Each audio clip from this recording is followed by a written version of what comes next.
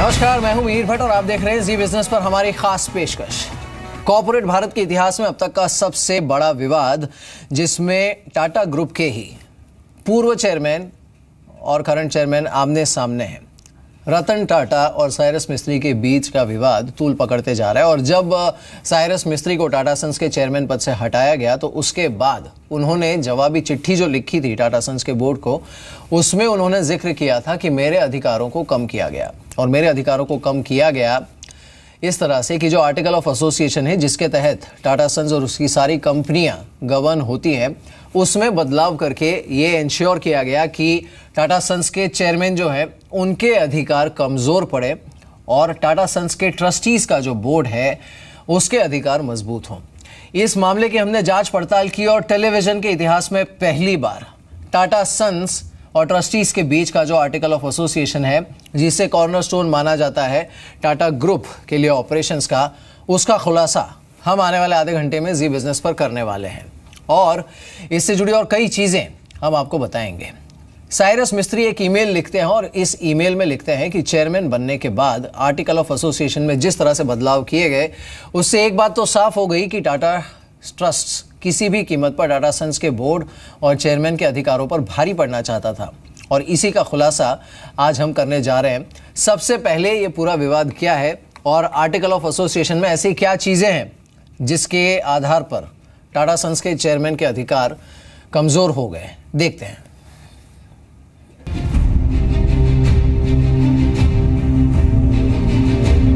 Cyrus मिस्त्री और Tata group विवाद में जी बिजनेस बड़ा खुलासा करने जा रहा है।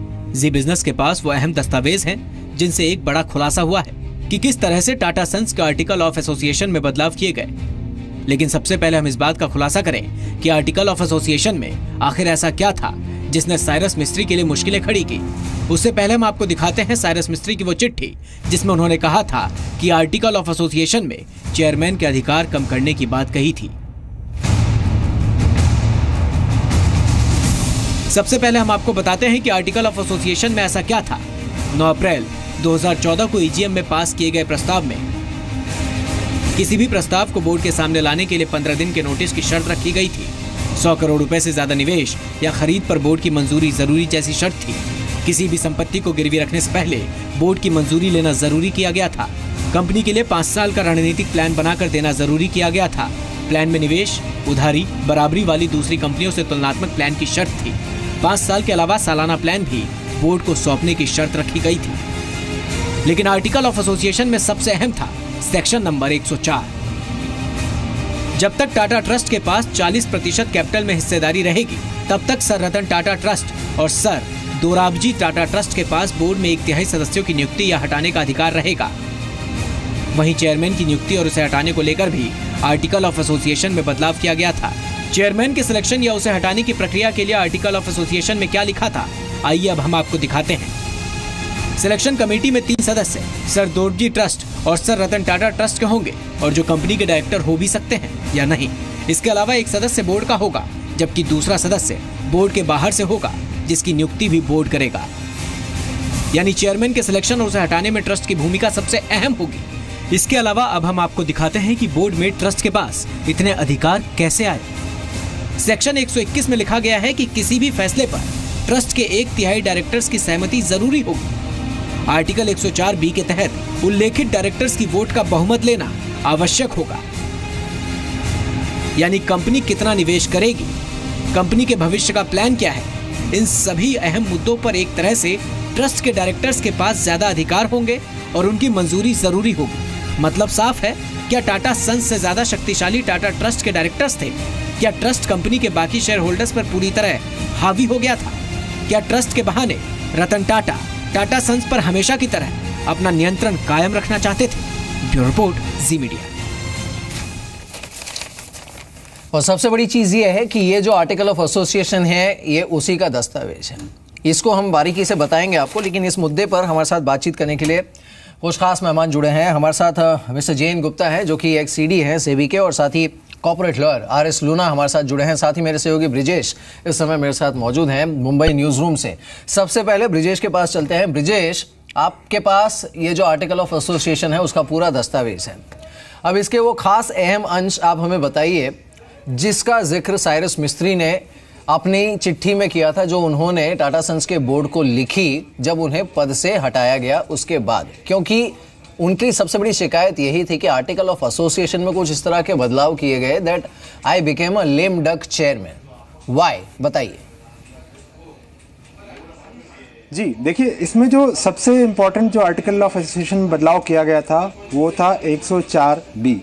104B ये कहता है कि टाटा सन्स में टाटा ट्रस्ट की ओर से 1/3 सदस्य नामित होंगे। टाटा सन्स का जो बोर्ड था उसमें कुल 9 मेंबर थे और इस हिसाब से 3 मेंबर जो है वो टाटा ट्रस्ट के होने थे जो थे। अब ये इसमें है कि जो हाउ मैटर्स डिसाइडेड, ये वो है कि बोर्ड के फैसले किस तरह से होंगे। बोर्ड के फैसले किस तरह से होंगे वो है आर्टिकल 121 के तहत उसको डिफाइन किया गया है।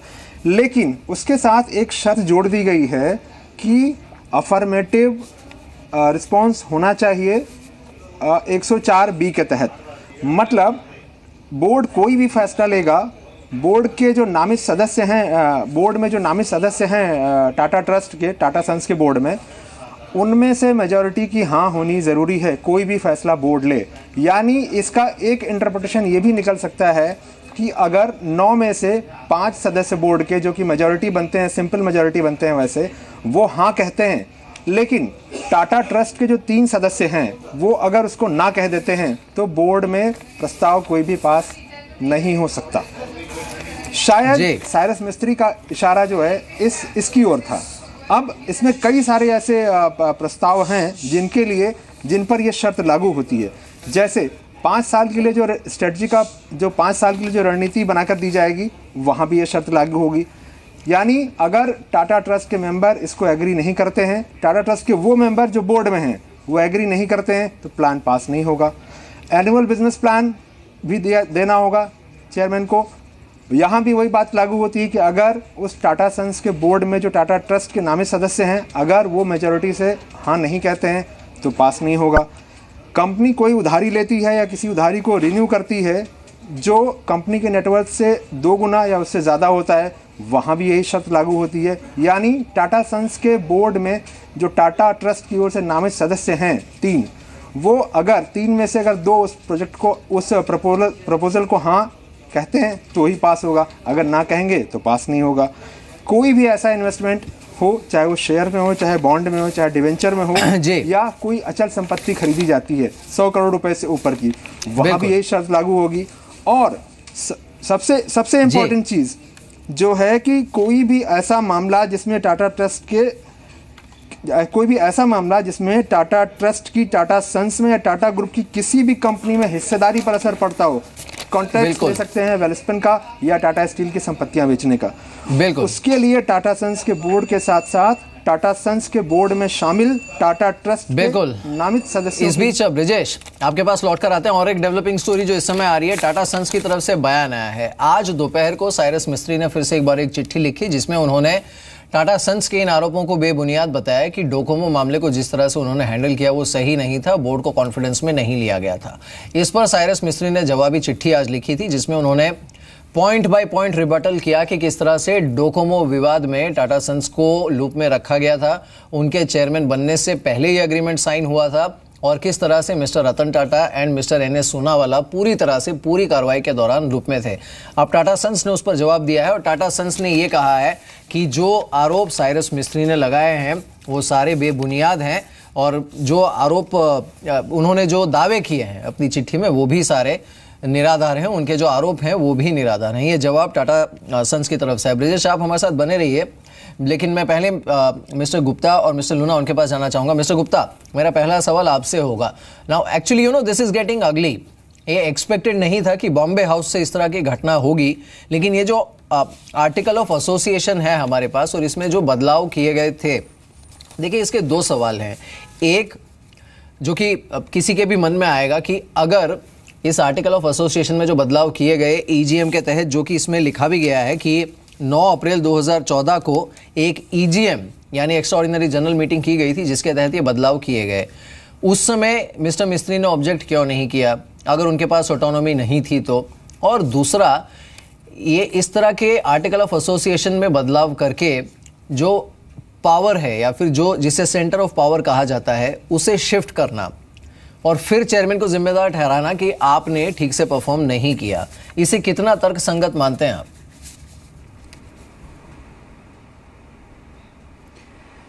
देखिए, पहले तो मैं एक बात बोलूँगा, क्योंकि हम लोगों में कोई उस बोर्ड मीटिंग में नहीं था या कोई ईजीएम में नहीं था कि जिसमें ये आर्टिकल अप्रूव हुए, तो नहीं बता सकते हैं। लेकिन मैं जो ब्रजेश बोल रहे थे, मैं ब्रजेश की एक बात से बिल्कुल डिसएग्री करूँगा कि ये जो अमेंडमेंट हुआ था इससे टाटा ट्रस्टी के जो मेंबर थे उनकी पावर बढ़ा दी थी। मेरे हिसाब से उनकी पावर घटा दी थी। इसके लिए आप ये देखिए, जो अमेंडमेंट हुआ था तो अमेंडमेंट के पहले था कि the affirmative vote of all directors appointed pursuant to article 104B, और जो अमेंडमेंट किया गया उसके बाद बोला the affirmative vote of a majority of directors. तो अमेंडमेंट के पहले ये था कि मान लीजिए 3 डायरेक्टर हैं टाटा ट्रस्ट के, तो उन तीनों की मंजूरी ज़रूरत थी। अमेंडमेंट के बाद हो गया कि 3 में से अगर उन्होंने किसी 2 ने भी कह दिया है तो मान जाएंगे। तो on the other hand Tata trust के डायरेक्टर्स की पावर को डाइल्यूट किया गया है। दूसरा बात जो आपने पूछी कि साइरस मिस्त्री ने क्यों ऑब्जेक्ट नहीं किया, इसका जवाब वो देंगे, और ये बिल्कुल सीधी सी बात है कि उनको जवाब देना चाहिए कि वो उस वक्त जब बोर्ड में उस साइड में थे तो उन्होंने क्यों नहीं किया। दूसरी बात यह कि आप बोल रहे हैं कि इससे पावर कर्टेल करी गई और फिर परफॉर्म नहीं कर पाए। मुझे तो नहीं लगता कि पावर कर्टेल करी। नहीं, ये दावा तो मिस्टर मिस्त्री का है, नियम कानून बनाना। मिस्टर गुप्ता, ये दावा तो मिस्टर मिस्त्री का है, उनका ये दावा है कि इस वजह से हाँ, तो या गो अहेड। तो मैं उसको इसीलिए खारिज कर रहा हूँ। मैं ये बोल रहा हूँ कि आप देखिए, एक तो जो 121 का अमेंडमेंट है उससे जो ट्रस्ट के डायरेक्टर उनकी पावर कम करी गई है। पूरी तीनों की अफर्मेशन की जगह अब मेजॉरिटी का अफर्मेशन चाहिए। दूसरा ये है कि किसी में भी आप जब सारे पढ़ेंगे तो उसमें ये लिखा हुआ है कि ये जो पावर 100 करोड़ और ये जितने भी इन्वेस्टमेंट वगैरह की है, ये सब्जेक्ट टू कंडीशन है कि बाकी एनुअल प्लान में अप्रूव नहीं हुआ है। और ये लाजमी बात है कि बोर्ड के पास एनुअल बजट आना चाहिए, प्रपोजल आना चाहिए, और एनुअल प्लान में अगर अप्रूव हो गया तो उसको ज़रूरत नहीं पड़ेगी। तो ऐसा भी कभी नहीं हो सकता है कि चूँकि शेयर होल्डर ने या किसी कंपनी ने एक बोर्ड बनाया है तो बोर्ड में जो मेंबर हो उनकी अनलिमिटेड पावर होगी। उनकी अनलिमिटेड पावर पे लीश लगानी जाती है और वो बोर्ड प्रोसेस के थ्रू आती है। तो मैं तो बिल्कुल भी नहीं मानने को चाह रहा हूं कि किसी भी तरीके से पावर को कर्टेल करने की बात है, क्योंकि बोर्ड की अल्टीमेटली जिम्मेदारी है शेयर होल्डर का वेल्थ का मैक्सिमाइजेशन करना और protect the interest of all stakeholder. तो स्टेक होल्डर जैसा चाहेगा बोर्ड को उसी हिसाब से फंक्शन करना पड़ेगा। Board independent of stakeholder नहीं हो सकता है। लेकिन मिस्टर गुप्ता, मैं आपके पास लौटता हूं, लेकिन मिस्टर लूना, मेरा अगला सवाल आपसे है कि ये एक तरफ हम भारत में बेहतरीन कॉर्पोरेट गवर्नेंस की बात करते हैं और ये कहते हैं इनफैक्ट कि कई मामलों में वेस्ट से हमारे कॉर्पोरेट गवर्नेंस के स्टैंडर्ड्स बेहतर हैं, खासकर अगर हम कैपिटल मार्केट के लिहाज से देखें तो। पर यहाँ पर मैं कैपिटल मार्केट की बात नहीं कर रहा हूँ। ये जो पूरा एक जिसे क्योंकि आप देखिए, जो साइरस मिस्त्री ने अब तक जो भी आरोप लगाए हैं उसमें एक चीज़ जो कहीं ना कहीं बड़े ही अनकहे शब्दों में उन्होंने कही है, वो ये है कि ट्रस्ट की ये इच्छा थी या फिर ट्रस्ट ये चाहता था कि कहीं ना कहीं एक शैडो मैनेजमेंट हो। तो जो असली चेयरमैन है वो डे टू डे काम संभाले या फिर जो भी स्ट्रैटेजिक काम है, but there has to be a shadow management also. अब इतने बड़े ग्रुप के लिए, इतने बड़े समूह के लिए, और ये बात सही है मिस्टर गुप्ता की कि अगर कोई एक्स्ट्रा ऑर्डिनरी एक्सपेंडिचर था तो उसके लिए उन्हें बोर्ड से अप्रूवल लेना ज़रूरी था। लेकिन जो आर्टिकल ऑफ एसोसिएशन के शब्द हैं उसे अगर आप पढ़ेंगे तो पढ़ के यही लगता है प्राइमा फेसी कि कोई भी 100 करोड़ प्लस का डिसीजन अगर उन्हें लेना होता तो उन्हें बोर्ड के पास जाना पड़ता। एक 8-8.5 लाख करोड़ का एम्पायर संभालने वाली व्यक्ति के लिए या फिर चेयरमैन के लिए ये कितना अप्रोप्रिएट है कि हर बार वो बोर्ड के पास जाए, गवर्निंग बॉडी के पास जाए और इस तरह की अप्रूवल ले। और दूसरा, ये जो शैडो मैनेजमेंट है, क्या उसके संकेत नहीं मिलते इससे आपको?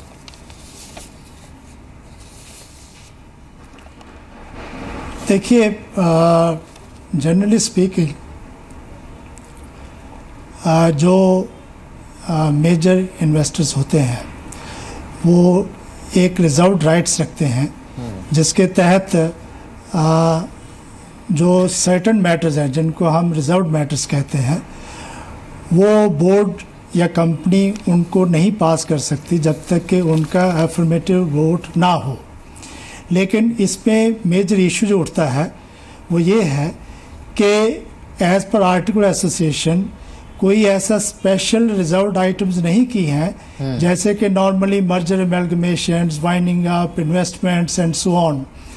यहाँ पे उन्होंने बोर्ड का कोई भी जो डिसीजन है उसके ऊपर रोक लगा दी है कि जब तक जो टाटा ट्रस्ट के नॉमिनीज हैं उनके मेजॉरिटी नॉमिनीज अप्रूवल नहीं देते हैं, बोर्ड उस पर कोई एक्शन नहीं ले सकता। Looking from that angle, I think it is a setback on corporate governance, because as per corporate governance, basically the board should be the ultimate authority to decide all these matters. Right. Accepting certain matters which we can say that where some investor has a concern and that concern should be taken care of, and in those matters investor की consent के बिना वो issue ना लिया जाए।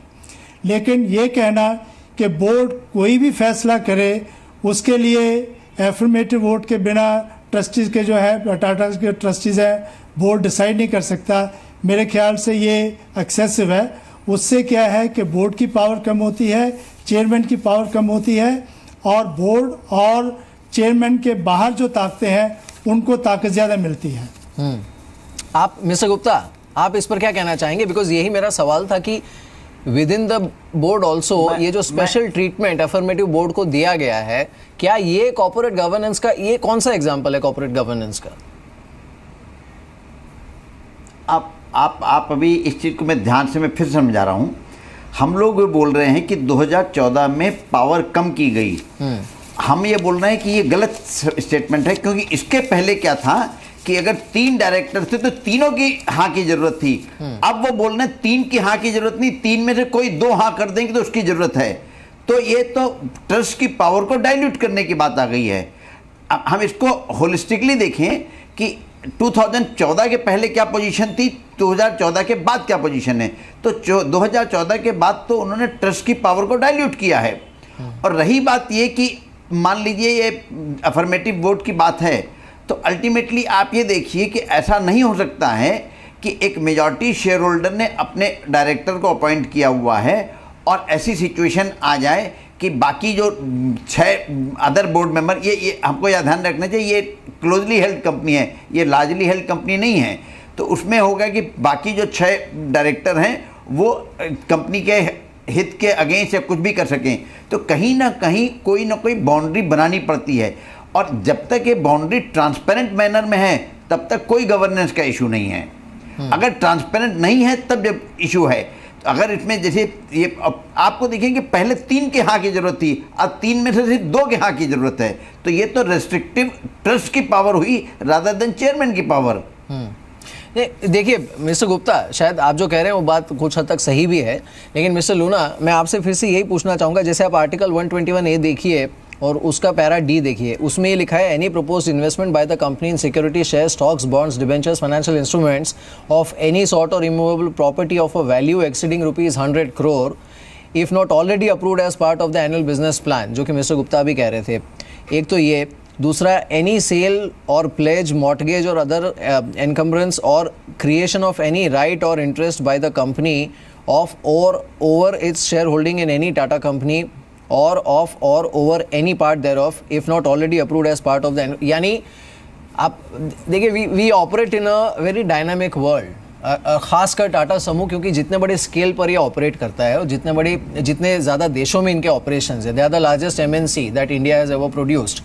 अब उनके लिए इस तरह के, इसे कितना आप लॉजिकल या फिर रेलेवेंट देखते हैं? बिकॉज प्रैक्टिकली, हालांकि I will come back to that question कि मिस्टर मिस्त्री ने पहले फ्लैग ऑफ क्यों नहीं किया अगर ये चीज़ें उन्हें दिक्कत दे रही थी अपना कामकाज चलाने में या फिर परफॉर्म करने में।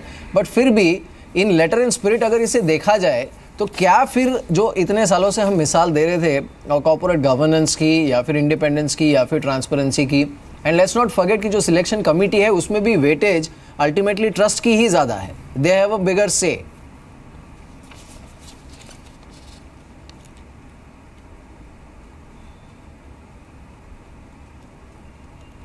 मिस्टर लूना, आवाज नहीं आ रही। Yeah, I'm sorry, the voice was not there. You see, जैसे मैंने पहले भी कहा और अभी आपने जो आर्टिकल्स ऑफ एसोसिएशन के प्रोविजंस पढ़े हैं, actually board of directors is empowered to decide all matters, not only under this articles but everything under the company law. ये जो आपने आर्टिकल पढ़ा है ये उन्होंने स्पेसिफाई किए हैं कि कौन कौन से बोर्ड्स की फॉर इंस्टेंस पावर हो सकती हैं।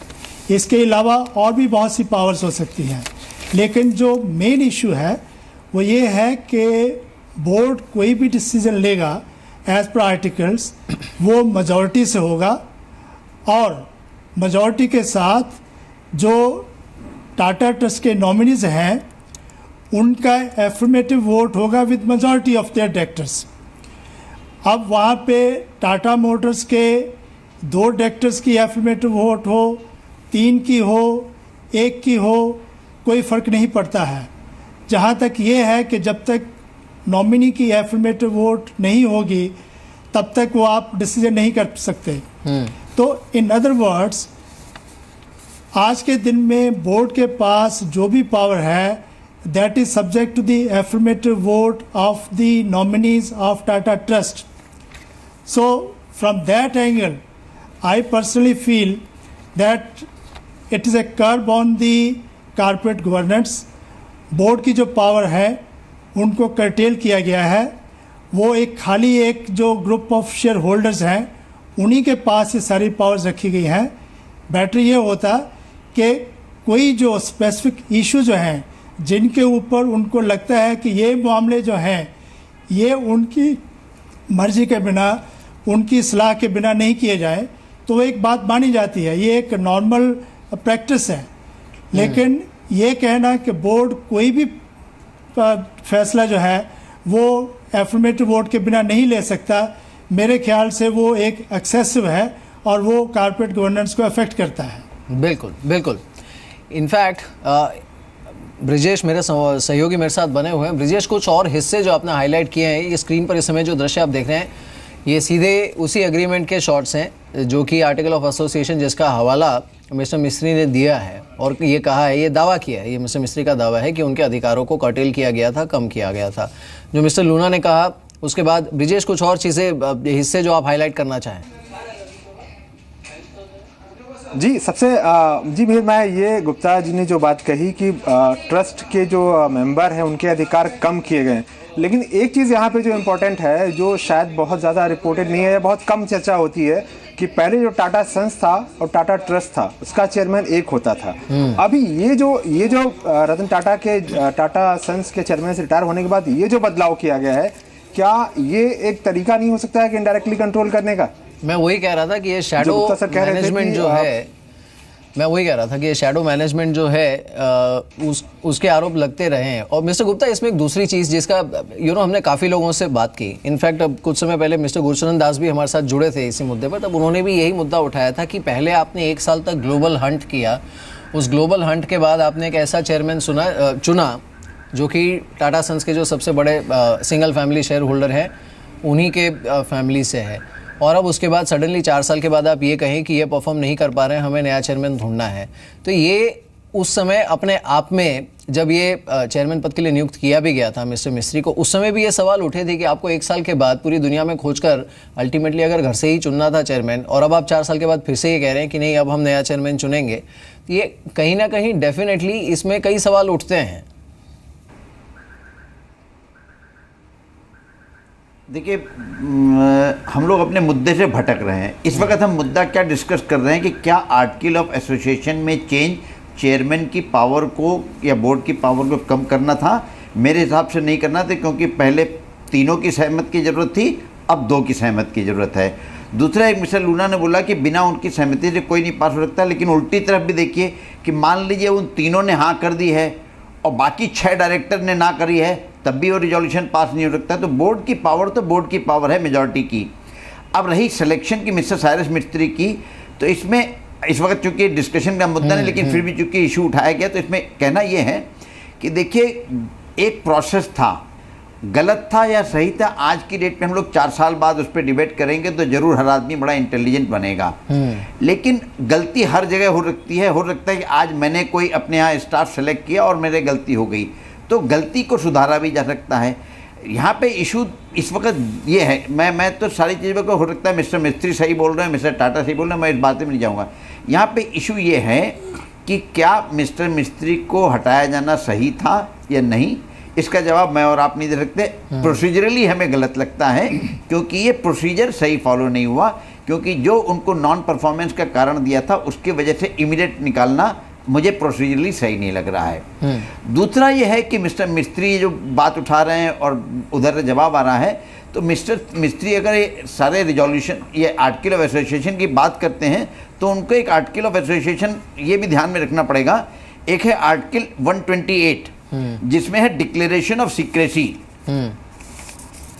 तो अगर आप आर्टिकल की बात करते हैं तो आप उस आर्टिकल की भी बात कीजिए जिसके अंदर आपको पास सीक्रेट रखना था कि क्या हुआ बोर्ड में, क्या बोर्ड के प्रोसीजर थे। तो मैं ये बोल रहा हूँ कि ये एक बहुत गंदा मामला हो गया है और इसको जितनी जल्दी से जल्दी टाटा ग्रुप ट्रांसपेरेंटली अपनी सारी बातें, सारे तथ्य सामने ला के ख़त्म नहीं करता है, तब तक ये एक दूसरे की तरफ से कीचड़ उछलता रहेगा और ये मामला मतलब अच्छा नहीं लग रहा है, क्योंकि ये गवर्नेंस के हिसाब से, रेपुटेशन के हिसाब से, कॉर्पोरेट इंडिया के हिसाब से और स्टेक होल्डर्स के इंटरेस्ट के हिसाब से बिल्कुल अच्छा नहीं है। तो ये जितनी जल्दी से जल्दी टाटा ग्रुप अपने सारे कार्ड्स ओपन करके अपने सारे तथ्य सामने रख देगा, ये जल्दी से जल्दी ये बंद हो जाएगा। बिल्कुल बिल्कुल। चलिए, बहुत बहुत शुक्रिया मिस्टर गुप्ता हमारे साथ इस बातचीत में शामिल होने के लिए। आपके जो क्लोजिंग रिमार्क थे वही सबसे अहम थे कि सबसे बड़ा क्वेश्चन मार्क अगर खड़ा हुआ है तो वो रेपुटेशन पर खड़ा हुआ है। मिस्टर लूना आपका भी शुक्रिया, ब्रिजेश आपका भी शुक्रिया। लेकिन 70 से ज़्यादा पेज का ये डॉक्यूमेंट, इसमें और कई चीज़ें छुपी हुई है जिसको हम लाते रहेंगे, क्योंकि सवाल कई सारे हैं और जवाब अभी भी सारे सवालों के नहीं मिले।